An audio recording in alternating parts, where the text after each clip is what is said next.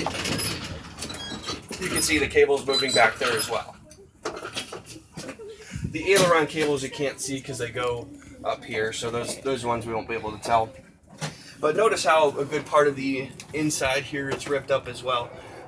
We do have a GPS in the airplane. It's an older style, but again, they basically have parts of the panel ripped out so they can redo that Where's wiring. the GPS? The GPS is this one right here. So it's a very old GPS. The one in our new airplane is much more modern, but it still gives you a map, which is nice. All right, next couple beat. Next couple.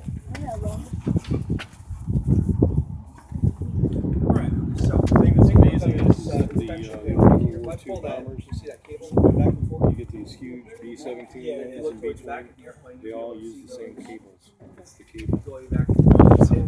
Yeah, nowadays So as you everything's can see, flying as I over. said before, Anybody need to go to buy though? It's over there. Anybody need to go to buy though?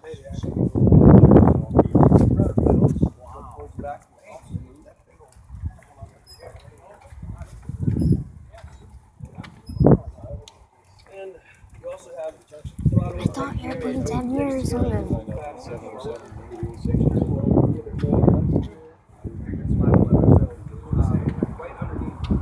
Because that was built back in the 50s.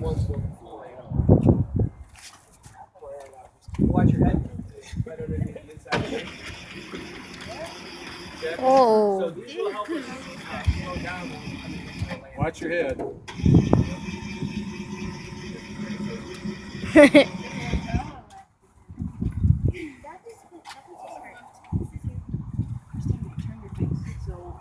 Alright, any questions looking in the inside? Heavy stays up in the air.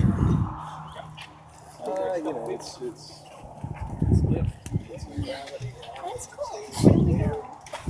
Does it fly still? Is this flying? Yeah. Yeah, it was flying just the other day. They have to. Get new brakes and go for it. Get new brakes.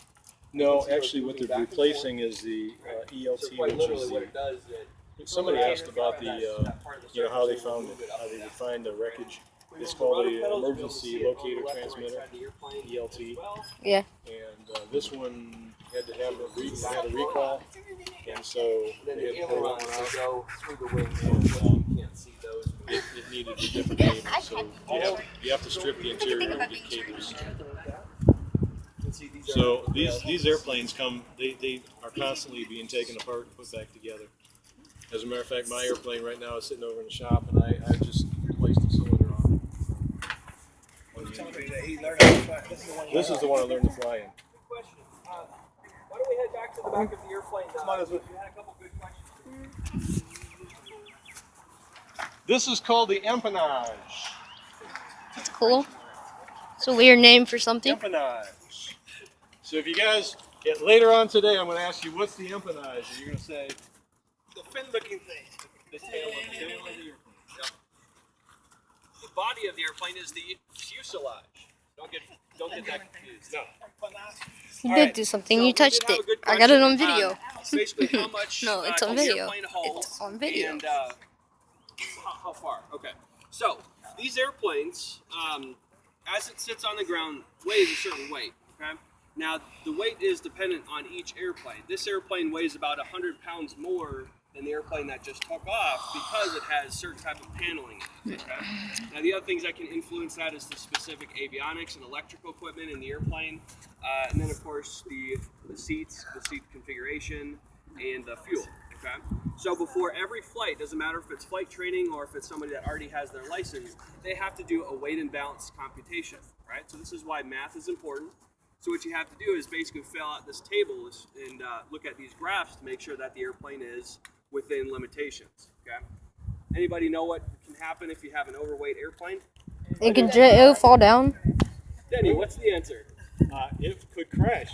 Yes, it could crash. Happened over here. Yes. So there was a very unfortunate accident that happened in 1980 something. Okay.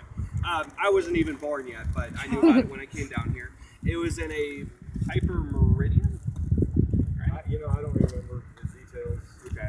I wasn't really flying at the time. Let's see. We don't have any airplanes here that look like that, but it's a single engine. I think it was a turboprop, even if it wasn't. Basically, what happened was the one of the passengers' wives put a whole bunch of peaches in the airplane, boxes of peaches and a whole bunch of cargo without telling the pilot. Now, unfortunately, because the pilot didn't know, he couldn't change and make adjustments. So they took off highly overweight, and they basically never got really off the runway and ran into the concrete barrier over there by the water treatment facility. Okay, so that's why it's very crucial for you to take off within limitations, right? The other part of that is the balance. So what do you think may happen to the airplane if I just throw a whole bunch of cinder blocks at the tail? This side would go, that side would It's go gonna up, go and like this this, one. okay? So it's kind of like putting, three people on the one side of the teeter-totter when you just have one person on the other. It's not going to end well, okay? So Yeah, we that always was have to fine. make sure that we're within limitations of the airplane, okay? As well as the fuel calculations. So this airplane, as it sits, if it's topped off, which means that it has full fuel, can hold 38 gallons of fuel, right? So that's 19 gallons a side. One thing that can trip people up is the difference between total capacity and the usable capacity. This airplane has a usable capacity of 42 gallons. That's a difference of four gallons. That cannot safely be used in flight, though, all right? Some of it gets caught in the fuel line, some of it gets caught in the strainers, the cylinder, well, not the cylinders, but the carburetor. But either way, you basically have 2 gallons of fuel that cannot be used per side, right? Think that can influence your en-route flight planning? I sure hope so. So this airplane, as it sits, again, 38 gallons. If we're using a standard power setting of about, let's say 2,400 RPMs, this airplane will burn about 7.2-ish gallons an hour, depending on what altitude you fly. That also influences your calculations. The altitude you fly, the temperature, and the power setting that you use. So it's not like a car where it burns off of mileage, because you could be sitting still doing slow flight and still be burning fuel, right? So what influences that is the time. So we can't really necessarily give you an answer as far as how far the airplane will fly, because it's going to depend on your ground speed. But we can usually fly for about 5.5 hours, basically burning all the fuel in the tanks. Needless to say, that's also going to be illegal, right? So you are required to have at least 30 minutes of fuel of extra reserves by the time you land.